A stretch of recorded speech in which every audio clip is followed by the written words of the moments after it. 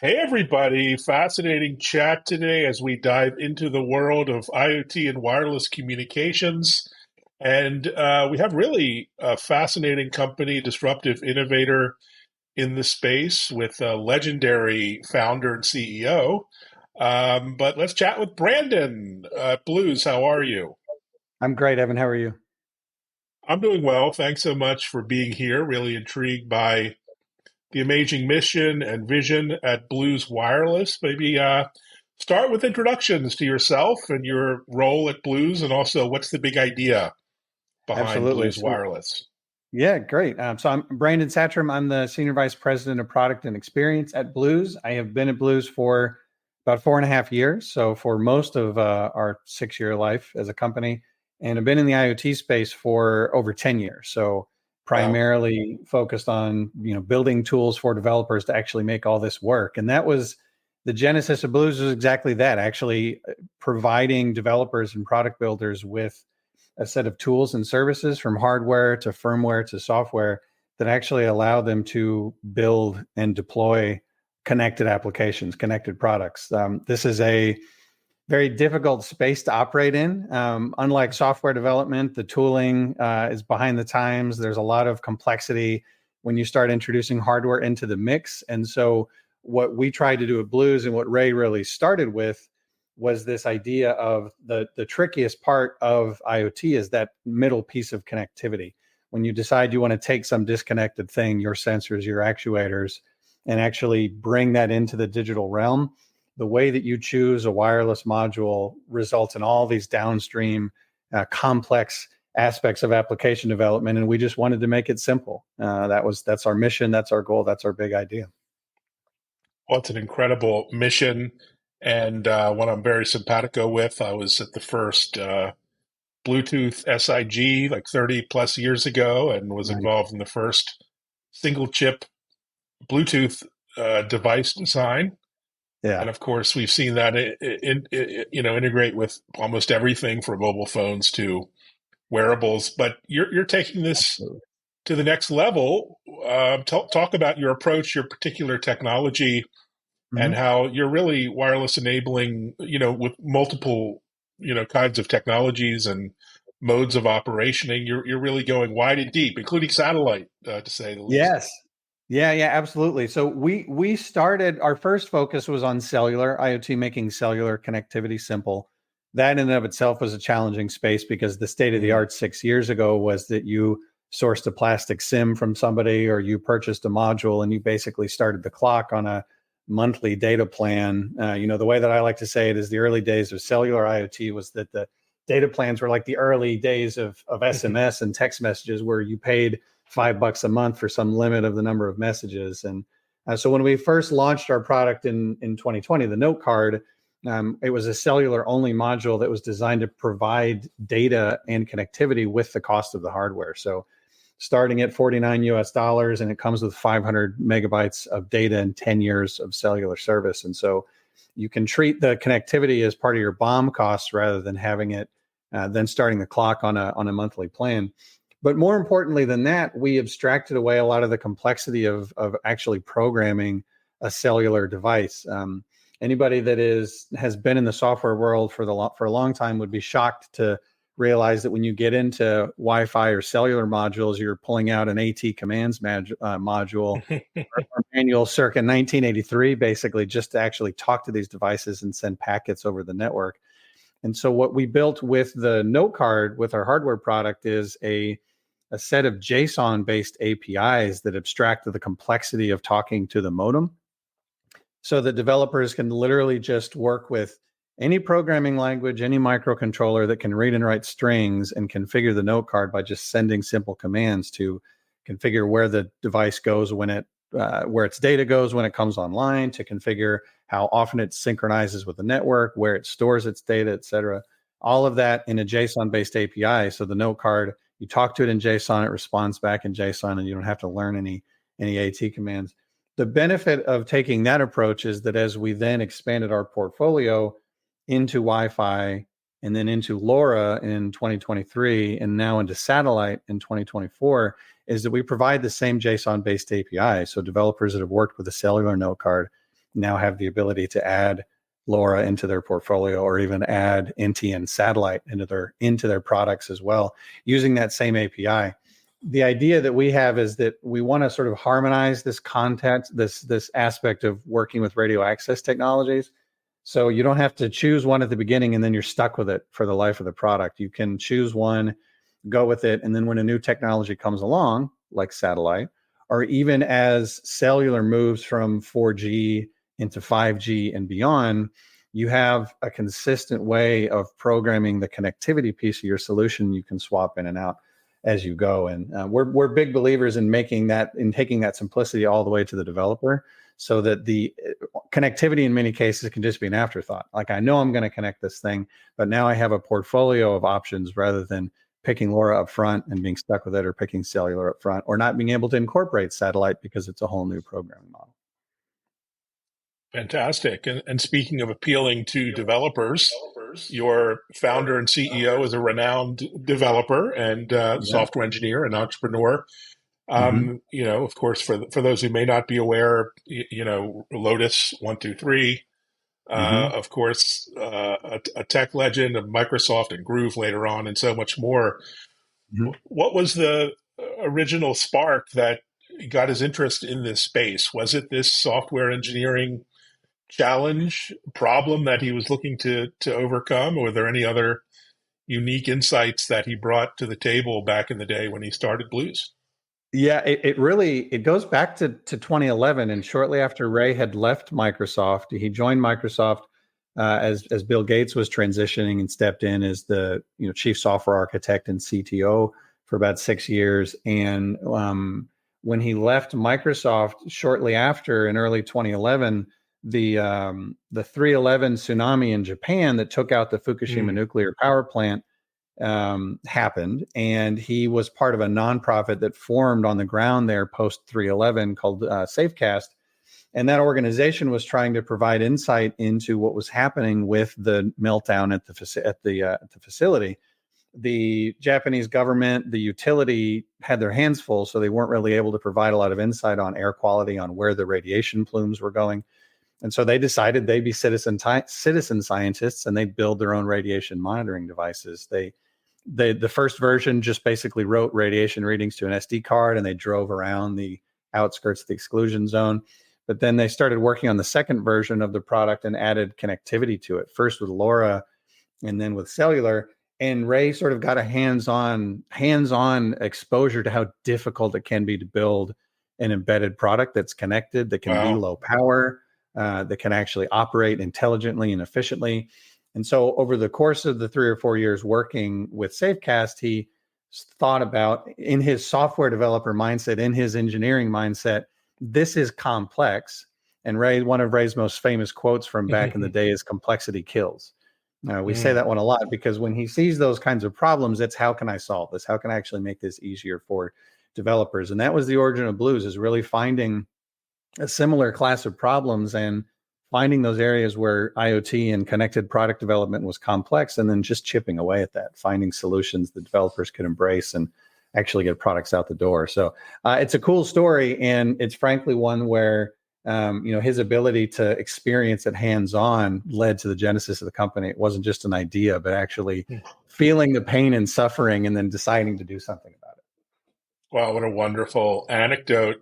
And speaking of which, I imagine there's just so many different unique use cases and industries where your technology is being deployed. I'm thinking healthcare, agriculture, just top of mind, must be two big ones. But maybe describe Absolutely. some of that, where you see the most take-up is, and some of the problems you're solving. Yeah, what we're seeing, and this is actually where it's interesting, is we've seen AI and ML sort of reach a very interesting fever pitch over the course of the last 18 months, is that this need to harness the data that's being collected by physical goods, I think, is now becoming, what did we say 20 years ago? The famous quote is that every company is a tech company. I think we're at this crux where what we're going to start to see is every company needs to become some sort of an AI ML company. And the way that they do so is by understanding that they have these physical goods and products that are reading so much, collecting so much, and our state of the art for the past 20 years to service a machine or to service a truck or a battery or something along those lines is to physically go to the place, assess its state, and then if you have to do something, do something. But if not, you go back to the truck goes back home to the warehouse. And so this concept of scheduling service on truck rolls based on theoretical end of life or needing to service a product, we can add the intelligence of what's actually happening at a point in time. And in many cases, the machine, the device can correct itself, can fix its own operating mode, or it can send an alert to have somebody come out. But there are use cases where that becomes really, really evident. And, we see things from refrigeration, cold chain monitoring is an important one. We have customers that are operating in logistics, and that's especially true when you start to look at things like blending cellular and satellite in certain parts of the world when you're transitioning between geographies or in blue ocean sorts of use cases, or even long haul trucking and monitoring things like not only, EV batteries, but lead acid batteries on 18 wheelers and things like that. So we see a lot of those kinds of use cases where you have this disconnected thing, and it doesn't need to be a complex application. Maybe it's just measuring one thing like voltage or humidity or the temperature inside of a cold storage unit.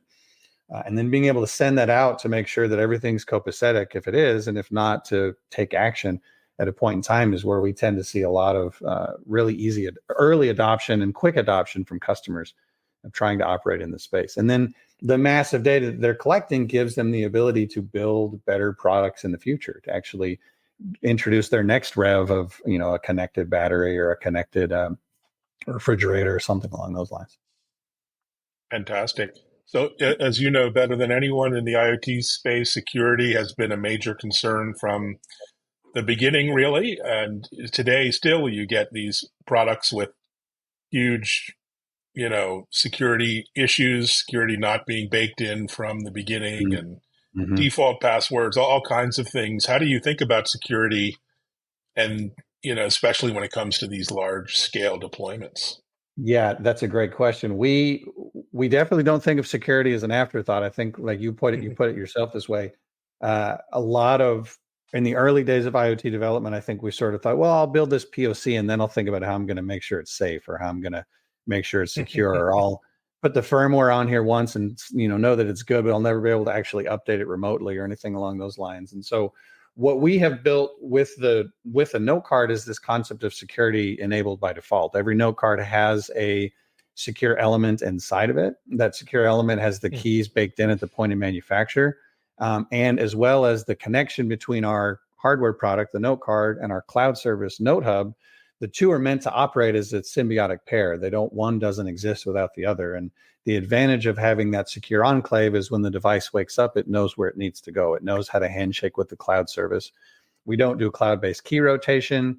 We also don't store keys inside of customer firmware, customer applications.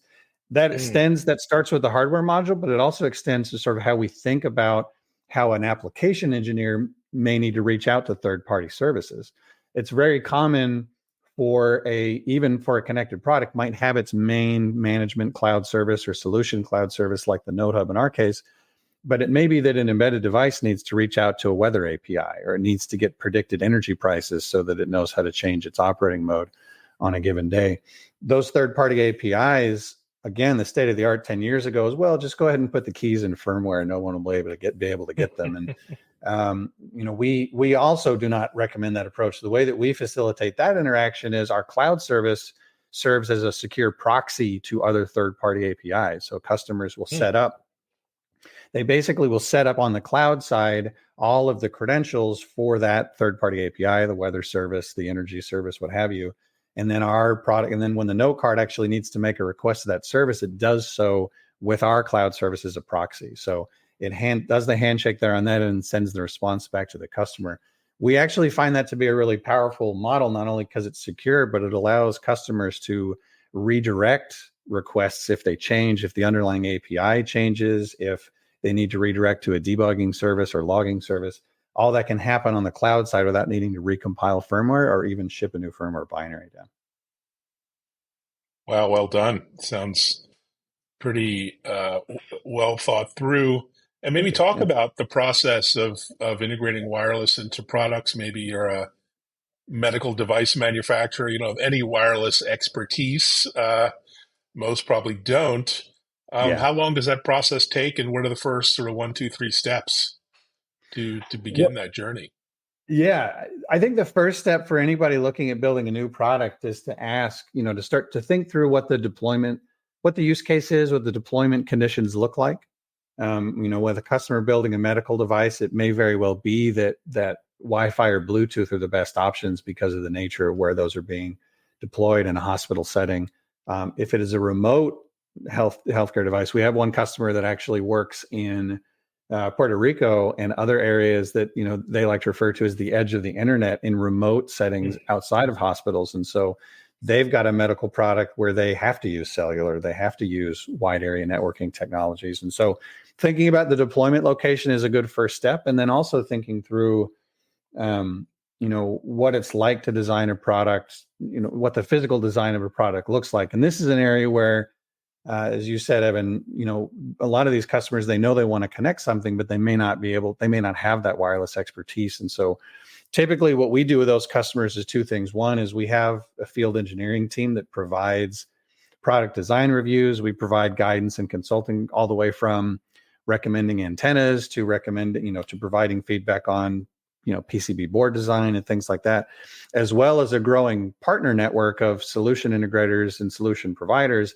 that can actually step in and do that full work from hardware design to design for manufacturing and beyond. So if a customer knows they have a problem to solve, but they don't have the expertise in-house, we can pair them with a partner that not only knows all the complexities of wireless product development, but they know how to work with Blues, they know how to work with our products and integrate those quickly. And so going through that process, many of our customers are able to get a pilot out the door in the span of a couple of months. And this is a big challenge in our space, is that a lot of, connected product development can take 2, 3, 4 years or more.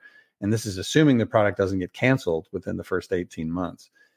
We have found that everything that we can do to help customers prove that value at a pilot phase within the first 3 months sets them up to be successful as they go through the rest of the process and actually get something deployed. Fantastic approach.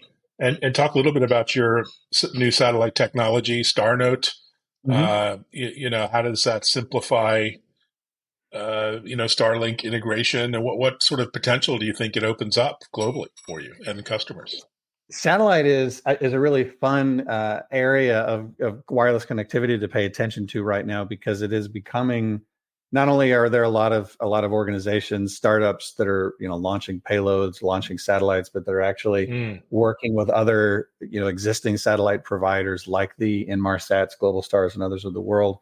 StarNote is a product that we tried to take the same approach to with satellite that we did with cellular, which is that we have a device that bundles some of the costs of connectivity in the product itself. And so StarNote is right now, the current version that we have is a module that sort of is an accessory that sits alongside the note card. So our note card today, we have note cards that support cellular and Wi-Fi in a single module, that support LoRa and Wi-Fi alone. StarNote is one that you can add alongside the note card that gives you satellite as an additional fallback. And so one of the best use cases that we see now is customers that use our cellular plus Wi-Fi note card. They start with Wi-Fi, they fail over to cellular, and this gives them that third radio access technology to fail over to. It's an NTN satellite module, and so we work with our partner is Skylo. Skylo provides the connectivity and the network backhaul for us, and then ultimately all that data ends up in our cloud service, just like any other note card. But we actually bundle 18 kilobytes of data with the product as well. So with cellular, we have 500 megabytes of data with the note card. With StarNote, with satellite, it's 18 kilobytes. Obviously, we're on much smaller. The economics of satellite are quite a bit different than cellular today. But we bundle that so that customers can actually use that as a failover device without paying for it. One of the current realities of satellite that we see will likely change is that there are many products out there. Iridium is one good example where you pay for the connection whether you ever send a packet over the network or not. And so we have customers that are out of necessity having to deploy with satellite with an Iridium module where they're paying $31 a month just to have access to the constellation, even if they don't ever use it. And we think that that's likely to go away, because we want customers, when they need satellite, and it needs to be cost competitive. They need something that they can use when they have to, but it's not the mainline connectivity. We still see it as failover in many cases.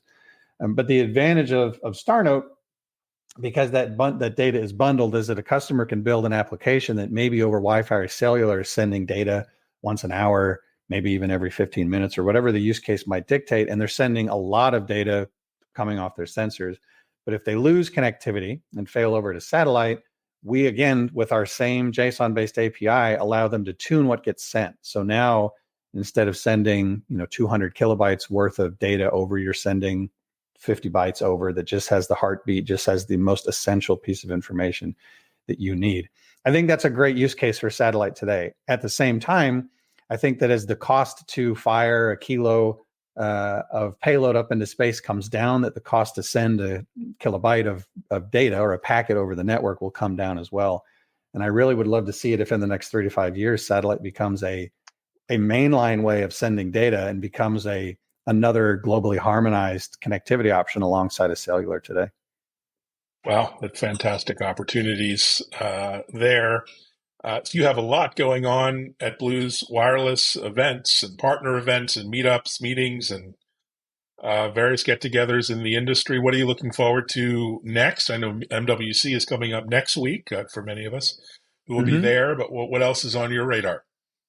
Yeah, I wish I could get to MWC this year, because simultaneously Embedded World is having their first North American edition next year. Yeah, so we have been sponsors, we have been exhibitors and attendees at Embedded World Nuremberg the last couple of years, and it's been a great event. And it's going to be in Austin, my hometown, next week. And we'll be we're not exhibiting there this year. First year, we'll kind of check it out.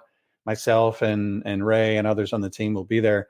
But our friends we have some friends at an organization called IoT Stars that do an event usually at MWC and at Embedded World on one night during the show. They're going to do their first event on Tuesday night in Austin as well. And we'll be there along with other partners and friends of ours in the space. And we love those events because this is the IoT space it's about what I like to say is rising tides lift all boats. We have a lot of opportunities to help developers actually be successful here, and we're in it together. Even competitors, even folks selling the same products, so that we can make each other better and help grow this pie so people can actually get things connected. And so that'll be a fun event, and as well as all those that we have planned for 2025. Oh, so exciting. And yeah, I couldn't pick a better spot, Austin, for both partying and education. Yeah. So perfect. Right. And speaking of education, you have kind of a side hustle or a personal passion around making electronics education more accessible to kids and families. You've been involved in that quite a while. Tell us about that, personal. Oh, thank you. Yeah. It is one that has been a little bit dormant lately, as I've been quite busy with Blues. But around 6 years ago or so, as my kids were a little bit younger, I got really excited about teaching them electronics. Most of my career, 25 years, I was a software engineer and product person, more on the software side of the world. And I got into tinkering, hardware, IoT, and beyond a little over a decade ago. And that was such a fun experience for me. And my kids were young enough that I was going through and inviting them into some of that. I taught my kids to solder probably before I should have, some of those kinds of things. And what could go wrong? Yeah, exactly. Yeah. Working with my first Arduino devices, Raspberry Pi, all of the usual things that we find ourselves getting pulled into. And I really wanted to share some of that with them, but in a way that was accessible for kids. And so my wife and I started an organization several years ago called Carrot Pants Studios. It's a little tongue-in-cheek name, but the idea was to provide resources for families to teach their kids electronics. And we released a couple of books. They're actually picture books that are designed to sort of educate kids about how electronics work through story. And so the components on a breadboard are literally, capacitors, resistors, 9-volt batteries, the kinds of things that kids would build physically, but that we bring that to life through the story and teach kids how to really create working circuits by solving problems. And it's been a fun experience that the whole family has been involved with, and hopefully we'll be able to find some time to continue more of that in the future. That's great. Yeah, I used to love as a kid those, build your own FM radios or AM radios in that case. And absolutely, a lot of that's disappeared with digital and online. Yeah. So It's Yeah. great to see that being kept alive. Thanks so much, Brandon. Really insightful, Yeah. intriguing mission and chat, and look forward to catching up. Thanks, Evan. Appreciate it. Thanks so much. And thanks everyone for listening and watching, and check out Blues Wireless. They put out some great content on their various social feeds. Thanks. Take care.